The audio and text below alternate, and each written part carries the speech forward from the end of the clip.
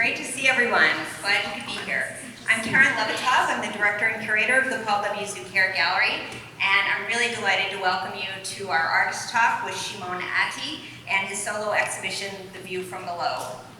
Shimon Attie is an internationally renowned visual artist whose site-specific media installations merge ideas of geography, memory, and the people whose individual stories shape the cultural history of a place. This exhibition presents 6 of his major projects, photos and videos from 6 major projects over the last 25 years. I'm thrilled to present this work at Stony Brook University, where Shimon Attie was the inaugural Charles C. Bergman Endowed Visiting Professor in Studio Art from 2020 to 2022. Shimon Attie's work has been shown in solo and group exhibitions in museums and galleries around the world, including at New York's Museum of Modern Art, the Institute of Contemporary Art, Boston, the Centre Pompidou in Paris, and the National Gallery of Art in Washington, D.C., among many others. 6 monographs and several films have been produced on his work.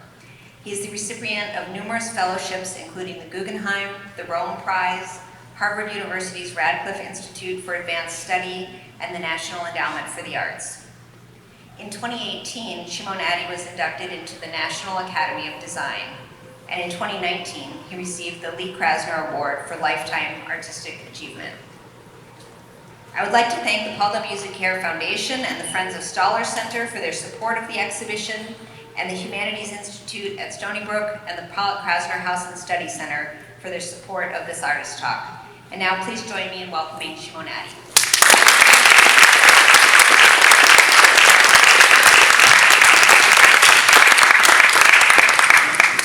Thank you, Karen. That was great. Hi, everybody. Is this on? You got it. Okay. Well, it's great to see all of you here, and thank you for coming out. I deliberately, well, let me just tell you a couple things. You know, we had to choose, do we keep the big video on behind me and have the images be smaller, or do we do the opposite? Because usually they're large like that, and we decided to do it this way, just kind of split screen, you know, but my presentation will be presented here. The other thing is I have to decide, because I've probably done about 35 projects, I would say, well, that's the last time I counted. And I had to decide what I would share with you, and I basically decided that there's very little overlap with the show. Because you can see the exhibition, and I can just use that opportunity to show you other projects. There's a little overlap, but not too much. So, without further ado, much of it starts with my early Berlin project, The Writing on the Wall, which was done in, well, interestingly, the date's gone. It was done in 1991, 92, it's hard to say that. In one of Berlin's former Jewish quarters, in what at that time was East Berlin. It was my first project right after art school. So what you're looking at here, it's not Photoshop, it's not digital montage, it's not collaged, physically collaged. It's a slide projection of a Hebrew bookstore that used to be located right there in 1930. So if you see it on location, I'm across the street waving at you with my generator and my projectors and my camera equipment. If you see the photographs that I make of the installations in a museum or gallery, you say, oh, this is photography. If you see it on site, you say, oh, this is a public project, this is a site-specific installation, etc. I'm somebody who believes that ideas can live in more than one form as long as they do so effectively in each. And the projections were typically on for 1 or 2 nights, and then I would go to another location. And they had very clinical titles, just the address. I'd say Amstrasse 7, slide projection of former Hebrew bookstore in 1930, was when the photograph was taken, Berlin 1992. Slide projection of a police raid on former Jewish residence. So the photographer in me was, you know, very much thinking about how best to choreograph these scenes and photographs. But you can imagine that the responses of people who lived in these buildings to see these projections, these spectral projections of former residents and businesses. The responses were very interesting. And in the Q&A afterwards, you can ask me. I don't want to get belabor that right now. Was den Krieg für Schonte, that's the graffiti. You're singing this one. Was den Krieg für Schonte überlebt in Sozialismus nicht, which is the right half of that sentence that you don't see in this photograph, but you do see it in another one. It means what the war spared did not survive socialism. So remember, this was East Berlin. So there's all these different layers of 20th century German history going on. There's the slide projection of the Jewish children pre-war.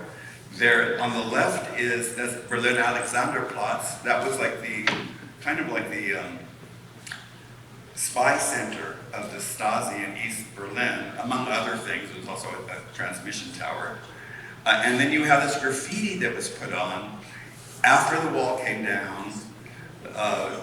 Sort of anti-DDR East German, meaning the socialist government in the East that was there until 1989. So there's a lot of layers. Slide projection of former religious book salesmen, typical pre-war building in East Berlin at that time, not just sort of in a state of profound disrepair. Side by side with a socialist housing project on the left. And those of you who've been to Berlin know that East Berlin does not look like this anymore. I did this project very shortly after the wall came down, and the West Berlin real estate interests had not yet moved in and gentrified these neighborhoods. Slide projection of former Jewish hat shop with resident. Slide projection of former Jewish cafe with patrons. And that light streak that you see there, that's, I saw that when I photographed it. It's not my projector, it's from the street light. And the photographer in me liked it, so I let it stay. Slide projection of former Jewish residents, sorry. And sometimes they have straight edges, these projections, and sometimes they're very rough. Now this is pre-Photoshop, right? So everything was as analog as you can imagine. I was there with my projectors. I put the slide in, of course I don't like the rectilinear shape of the image. Pull it out. I don't even know if these products are still made. I would paint on the slide with Kodak opaque slide paint and put it back in. Do I like it? Do I not like it? Pull it out, erase it all, try again. It could take a couple of hours until I was reasonably happy with the installation before I would begin photographing. I was trying to, in this piece in particular, I was trying to create this sort of like a burning through the facade, like a time portal, but a very sort of rough and jagged one, burning through the facade of today with the past. I used up to 4 projectors, but usually one was less was more, typically. This was with 3 projectors. Now, Portraits of Exile is included very briefly in the exhibition, but I wanted to sort of fill it out for you a bit. This installation shot is back there, but it really comes to life in video documentation. It was 9 underwater light boxes, very, very large, like about 2 meters by 2 meters by 1 meter. And this was before LED technology. So these light boxes weighed 1,000 pounds each. So the marine engineering nightmare, you can't even imagine. How do you get 9,000 pound objects to not sink to the bottom, to not let water inside, and to not float away at the same time? So it was quite a thing. Let's see. Oh, there's a jellyfish. There was interactions with sea life. And the project intertwined 2 human rights challenges and tales. One was the heroic, widely mythologized, larger-than-life rescue of 10,000 Danish Jews to Sweden by Danish fishermen. Sweden was neutral in the war, and when they got word that the Danish Jews were about to be deported to death camps, they did this mass action over 10 evenings. They rescued, it was about 95% of the Danish community was saved. Great, but then when I was living in Denmark, not living, but working in Denmark, in the mid-90s, I saw that the response to refugees today, was much more wanting and much more ambivalent. And for me, the link between these two stories of water as a medium for escape, passage, transit, safe arrival, and also ultimately memory. So I created this installation called Portraits of Exile. Half of the images are of Danish Jews that were rescued to Sweden in 1943. The other half are images of refugees living in Denmark in the 90s who did not receive such a heroic helping hand. This is one of the boats that was used in rescue of the Jew. Yes, that's an eel that was swimming.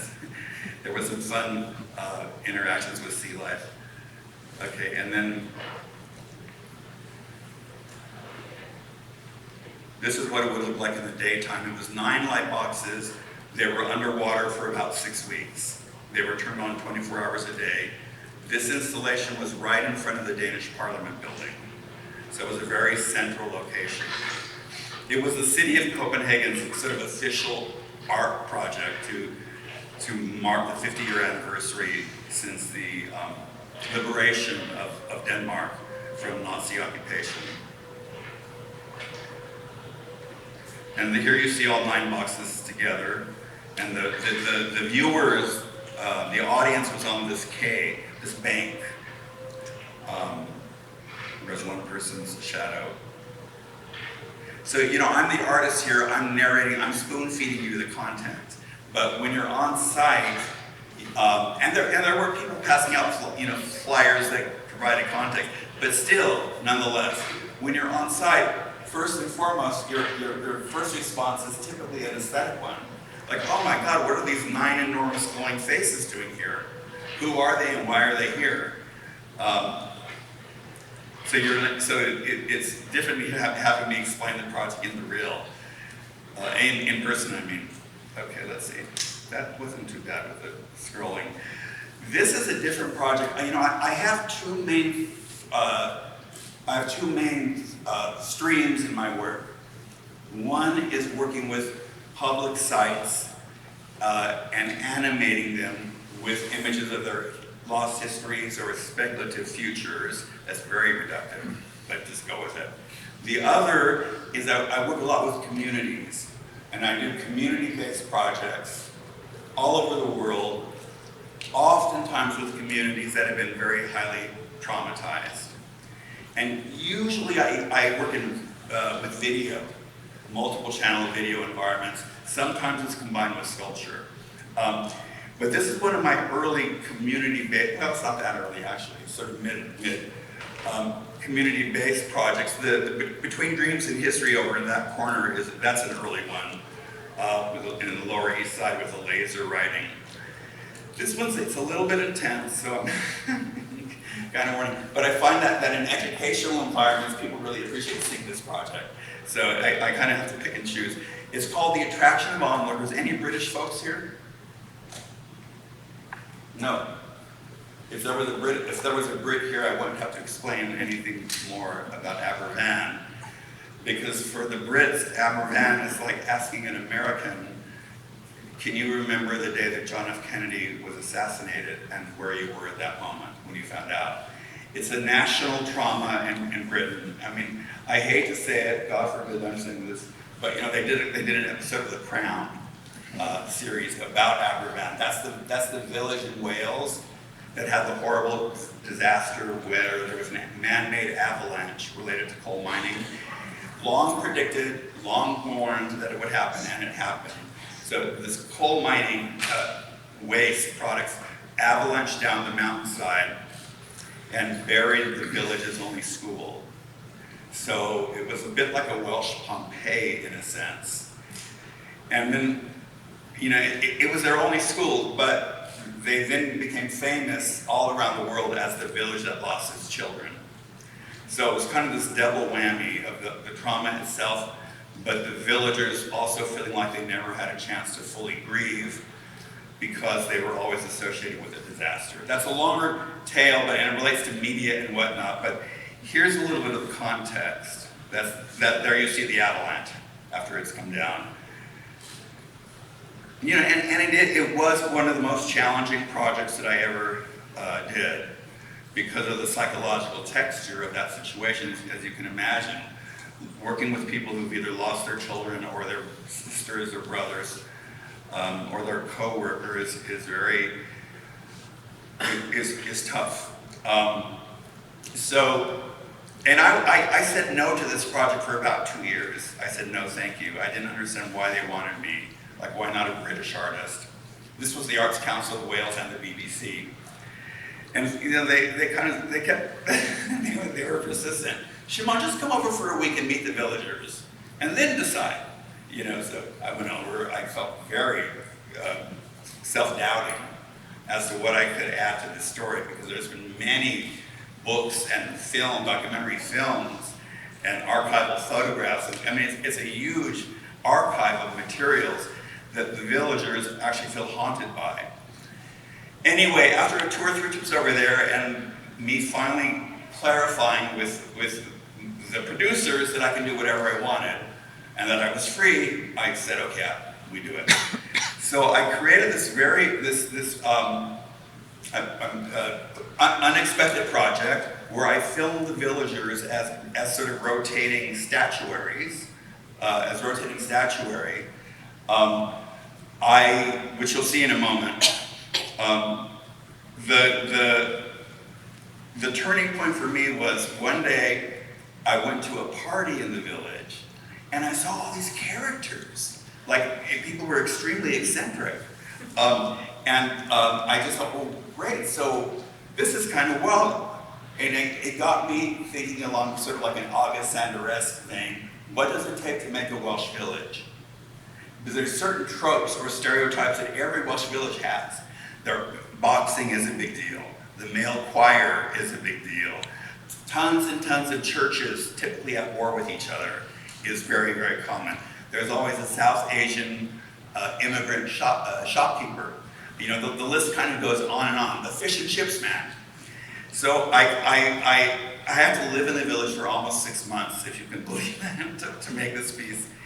And I basically invited people into the studio, one at a time, or sometimes in small groups. And I had them basically, for lack of a better formulation, perform their lives, perform who they are for the camera. But as rotating, which I'm going to explain in just a minute. The piece is called The Attraction of Onlookers. It's a 5-channel video installation. And it opens up with a poem that I co-wrote with the national poet of Wales, Gwyneth Lewis.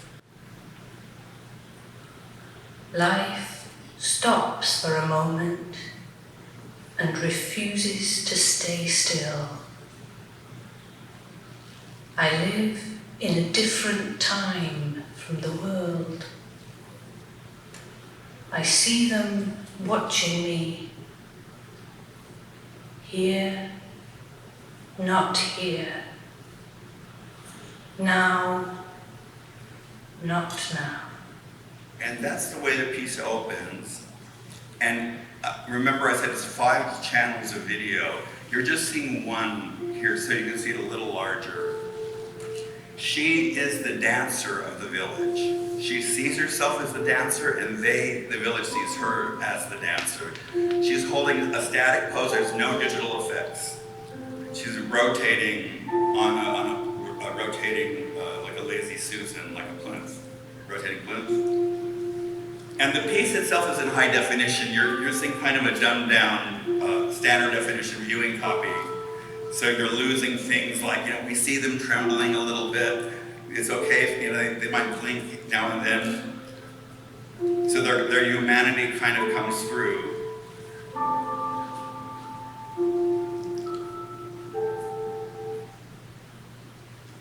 Oh, yes. Okay. Every Welsh village has a disaffected teenager who's blasting heavy metal out of the garage. He's Abervans. And there's a term for that. There's a phrase for what they call that, but they corrected me and taught me. Now I'm going to get to the main thing, because probably some of you are wondering, well, that's very interesting, Shimon, but why did you film them in this way? And I will answer that in just a moment. Something like 120 kids died and 6 survived, because they were lucky, like air pockets and whatnot. 3 of the 6 are in the artwork, and he's one of them. He's the mayor. He was the mayor of Aberfan when I did this project. And he was very much into the pomp, the regalia of it, and the pomp and circumstance. And there's one of the ministers. She lost 2 kids. Terrible. Amazing woman. Amazing, amazing woman. While I was making the project, the BBC made a documentary for television about the making of, called An American in Aberfan, which is trying to be a little cutesy in terms of American in Paris. That wasn't part of that. But my point. Okay, so why did I film them in this way? I did it for 2 basic reasons. One is this is my sense of human trauma, is that we freeze when we're traumatized, but the freeze is incomplete because the forces of life keep moving. So I was looking for like a moving stillness. And the other reason is because they themselves feel like they're floating in aspect, and the world is looking at, they still feel the voyeurism of the world. Every major anniversary, the film crews come in and knock on their doors. Hey, can we interview what it's like to lose your kids? And they feel terrible when that happens over and over again. So, okay, hold on a second. No. Okay, that was just one channel at a time. Let me just show you for a second what happened. No, come on. No. Please, be nice. Maybe this is it. Okay, here we go. Let me just see. No. It's this one. Here we go. And I've shown it in different, sometimes it's a 75-foot long promenade. I've also shown it in the round before, where the viewer is surrounded by the 5 channels. Okay. So now it's in 5 channels, but they're small as a result. The parts of the male choir of Aberfan, their conductor,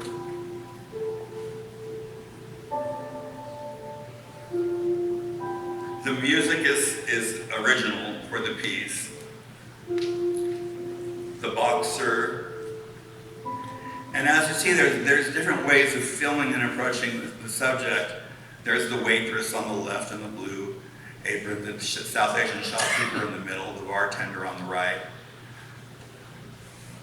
Sometimes it's wide shots, sometimes it's close-up shots, sometimes it's low shots looking up.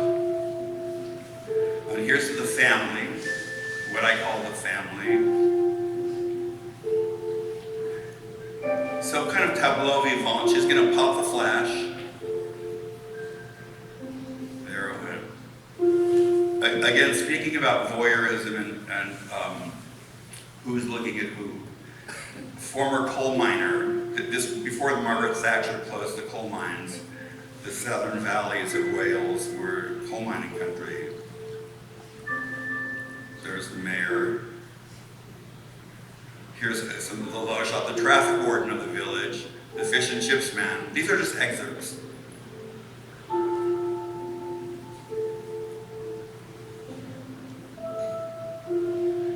And then it kind of closes with, I'll maybe let this play to the end, just a couple minutes. Aerial shots first.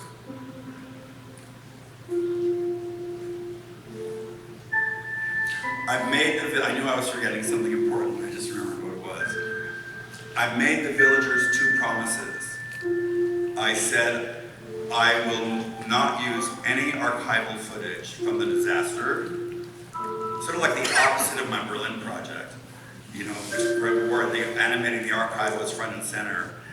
This was the opposite. I said I will not use any archival footage, whether still or moving, and I will show you in ways that you've never been seen before, hopefully with some majesty. That's that's an elementary school student at that time when I made the project.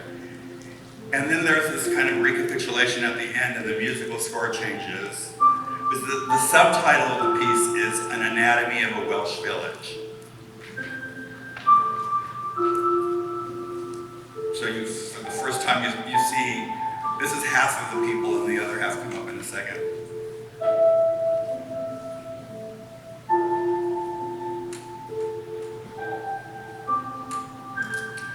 And the village, you know, they loved the piece. When it was finished, later in Q&A, somebody can ask me about the opening at the National Museum, what that was like, because the National Museum of Wales, there were like busloads of people coming from the village, and it was really something. And then, okay, I'll be quiet for a second.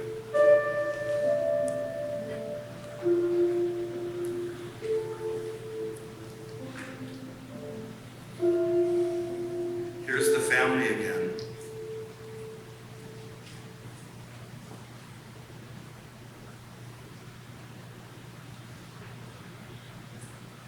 So I was really trying to kind of engage that zone between, of looking, voyeurism, rubbernecking.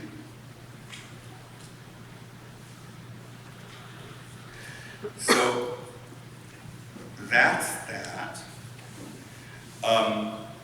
Back to more of a public project, although I must say that I created this one mostly in order to be photographed.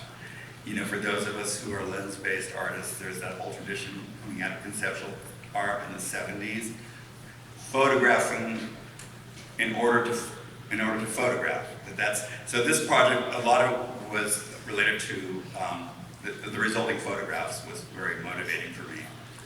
It's a project I did in Israel and Palestine in 2014. I have a long history from my childhood with that part of the world. And I did site-specific light box pieces, about 30 of them all across that area. With phrases, and the light box pieces were phrases. So we have wild and urgent, which is deliberately kind of open-ended. And here we are at the edge of an Israeli settlement in the West Bank. Most of the world would say this is an illegal settlement. Many Israelis would not say that. And here we are at the edge, on the frontier, looking over occupied Palestinian land. I very deliberately, you know, sometimes you kind of claim you sort of claim certain parts of your identity as a frame of reference. So I very much was thinking about things like American manifest destiny in the 19th century, that colonial, that expand, the impulse to expand. Unlike Euphoria, this is in Tel Aviv. This is where Yitzhak Rabin, the late Israeli prime minister, was assassinated in 1995 for trying to make peace with the Palestinians in the Oslo Peace Accords. Those are the words, by the way, of the assassin as to why, you know, that wasn't an interpretation, that's what he himself said. Landlord, here we are at the edge of a Palestinian village that was annexed by Israel in 1967. We're looking onto what most of the world would call an illegal Israeli settlement. Many Israelis would say, no way, that's a new neighborhood of East Jerusalem.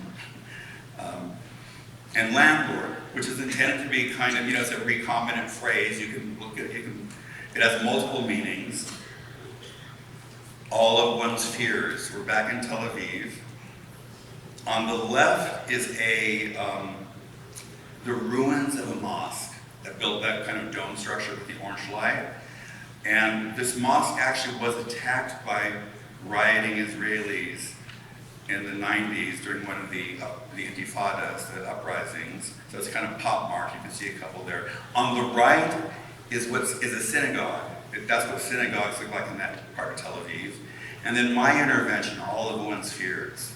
I was trying to speak to this kind of psychoanalytic notion that I think it's called projective identification. So you project onto me your own worst fears, and I sort of, I'm making it simple, I sort of become them. And then I project onto my worst fears of who you are, and you kind of, it has an effect one way or the other. We buy into each other's worst projections of each other, and then it becomes kind of a race to the bottom. A problem in logic, this is the separation wall. Part of the plan, Israel has a long-term plan to annex the E6 territories in Jordan, and not formally in Jordan, in the West Bank. That's right where the Israeli Art Academy, Beit Salel, in Jerusalem. It's just down the block. We also use our lighting sometimes, and we lit the wall. That's our lighting, that orange lighting up there. A particular subject, I don't name it, I just kind of point. But it's very hard, it's very challenging to work with subject matter that's been so overly mediated and politically charged. You know, there's always a danger that there's no poetic space left, and that the work is becoming too literal. So that's why I tried to find, this is not a good example of what I just said, but I was trying to kind of point to things, but leave space for different interpretations. Finders keepers, as in finders keepers, losers weepers. We're in East Jerusalem looking onto the most contested piece of real estate in the world, the Temple Mount. So I know you have Night Watch in the show, but it's focused on Night Watch's first presentation in New York. And Night Watch actually traveled more recently to San Francisco Bay, where it was represented in the Bay while I was having an exhibition there as well on land. Now, let's just see. Okay, this should work. And I'm from San Francisco, so it had my own value, pretty personal. There's the Golden Gate Bridge. And as I assume you have or will have read about the piece, it's a barge with a very large LED screen on it, with a 9-minute looping silent video of portraits of 12 asylees, what I would call 12 New Yorkers, people whose lives were saved by being granted political asylum by the US government. And I did this specifically during the time of Trump.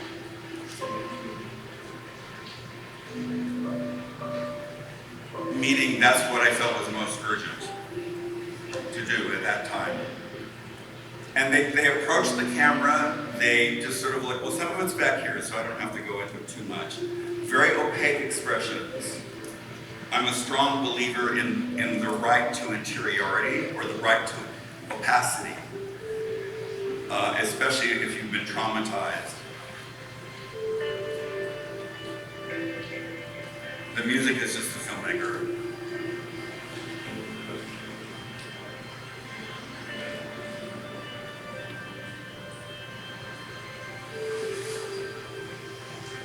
That's Alcatraz in the background, Alcatraz Island.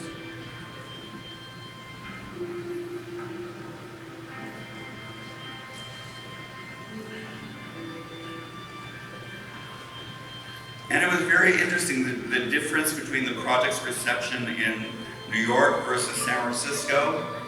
There were differences. It was interesting.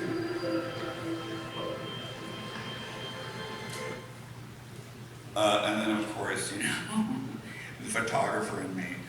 If the situation feels like it might be photographic, whereby the resulting images maybe can live on their own after the installation, then I try to make that happen if I can.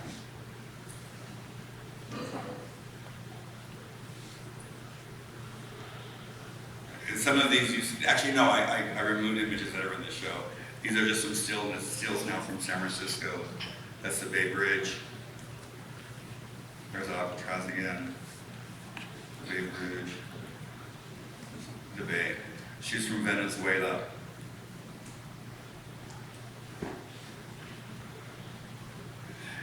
Wow, my last project, I think we're making good time. I hope so. I'm just gonna check. Oh yeah, okay. So, no, because I'm someone who really believes in short but sweet. God knows we've all been in artist talks where is there an off switch somewhere? No artist should talk about their work for more than 50 minutes. So I'm going to show you my most recent project, and the book just came out, which I'm quite excited about. So if any of you are interested in that, you can come up later. But again, it was one of these things where I was approached to be artist in residence at Lehigh University in Bethlehem, Pennsylvania. What did I know about Bethlehem? At the beginning, I just knew what most Americans probably do. You associated with Bethlehem steel. It was the center of the American steel industry for 100 years. So I started digging, and they also kind of helped me. They were sending me books and whatnot. Bethlehem, any of you from that part of the country? No. Yes. Okay. It's a very. Sorry, I missed somebody. I think one of my former students was from Bethlehem. Oh yeah, hi. So, okay, here's the 2-minute idiot's guide to Bethlehem. 1741. It was founded by these Moravian Christians it was like a utopian sect. And they were out there. They reminded me of like an Israeli kibbutz on which I lived when I was younger. The men lived with the men, the women lived with the women, the old people lived with the old people. The nuclear family was not the central organizing principle. Plus, they had a socialist economy, and they were relatively, tolerant in terms of. And they had Native American members, they had African American members. So that was the 1740s. They founded Bethlehem. They wanted it to be the Bethlehem of North America. They were just interesting in different ways. I can't go into all of it now. So fine, okay. But then they mellowed out. The church in Europe got freaked out at the weird, freaky, hippie stuff they were doing, and kind of reeled it back in a bit. So now they're just like a regular Christian sect. Okay. Fast forward 100 years, Bethlehem steel. About 1860s, it starts to ramp up, industrialization, modernism, so-called progress, and all the promises of the modern era, right? After about 100 years, like 1990s, the steel industry all over the world collapsed, except I think for China, but it collapsed everywhere. They were the main employer in town. So massive unemployment. Bethlehem became like the quintessential Rust Belt city, right? It was a shell of its former self. The late Sheldon Adelson, some of you may or may not sound familiar, he was a casino mogul from Las Vegas. He came in and bought up part of the ruins of Bethlehem Steel and turned it into a gambling casino. So it has all these very curious layers. It's like eating a sandwich that's sweet on this layer, sour there, bitter, all kinds of stuff. So I created a piece called Starstruck, an American Tale. You should know that in Bethlehem, on the hill, is a 90-foot tall, white Moravian Christian star that's illuminated. 90 feet tall. It's visible for 60 miles. I mean, I never knew that before I was doing this project. So that was kind of interesting. So, so the artist's imagination starts to turn a little bit. That's what it looks like in the daytime. And so I had this crazy idea to work with the architecture and design departments at Lehigh to build an exact clone of the Star on the Hill, but it would only be 11 feet tall. This is the height of the gallery.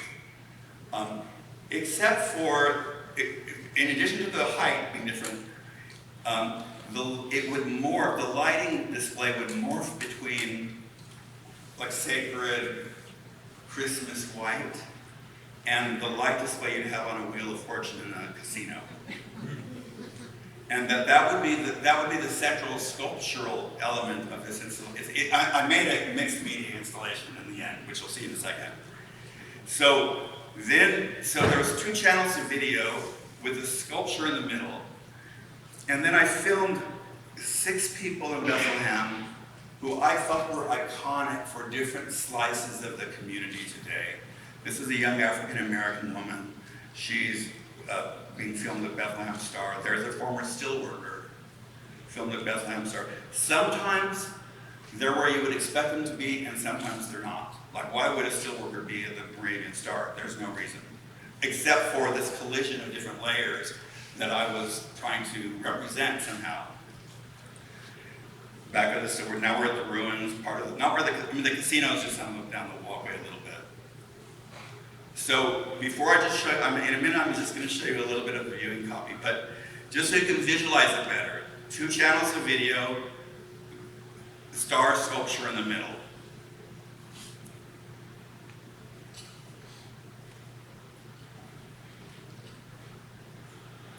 So I'm just going to show you like the last, I think it's 2 minutes of the piece, maybe 3 minutes. No. Come on. Okay.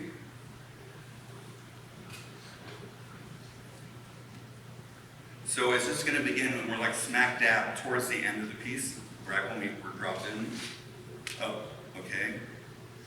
All of the music is Moravian music.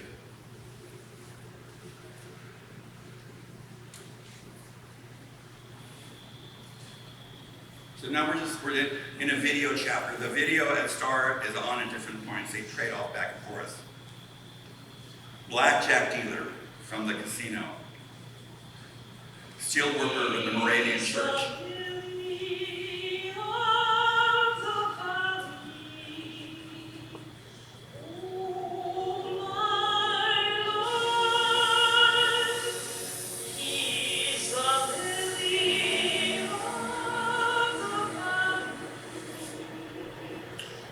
And why would you have a gospel singer at the steel stacks?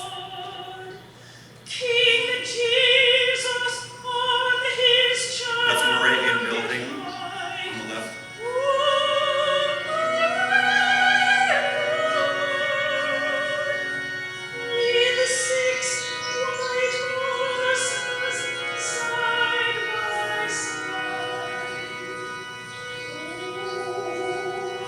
And now we're back in the space of the gallery, the University Museum there. And now we're back in the video.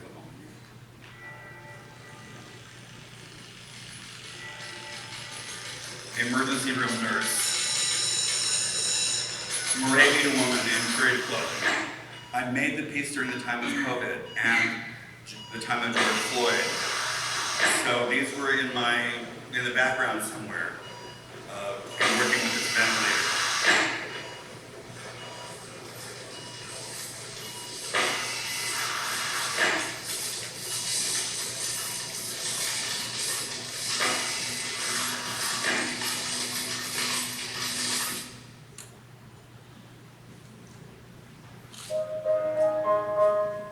Star wakes up.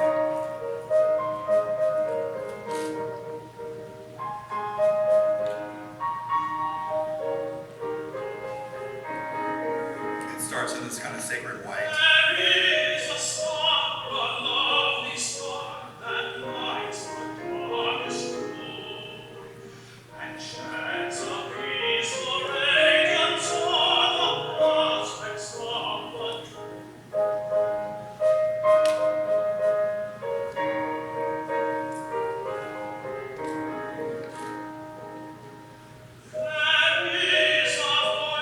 Cheering voice that gives us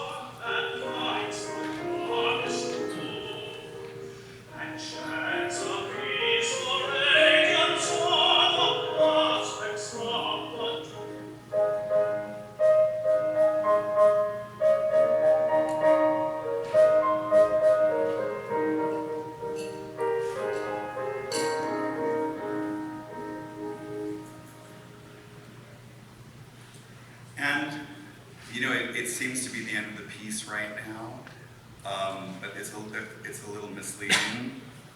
Let me just go past her a little bit. There's this little coda at the end. Let's see if that worked. I don't know. Nope, didn't work. Never mind. It's just the piece. It goes to black, and then you think it's over, and then there's this archival footage of Sheldon Adelson christening the casino from a local television news broadcast. Just for a second. Okay. Nope, we don't want that. There's just still images from the book and from the piece.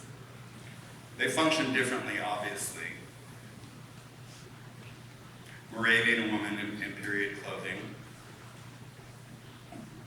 The steelworker in the Moravian church, why would he be there? I mean, if this was not an art project and was something more documentary or journalistic, he would not be there.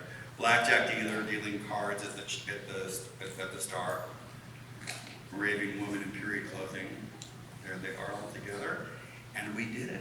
Thank you very much.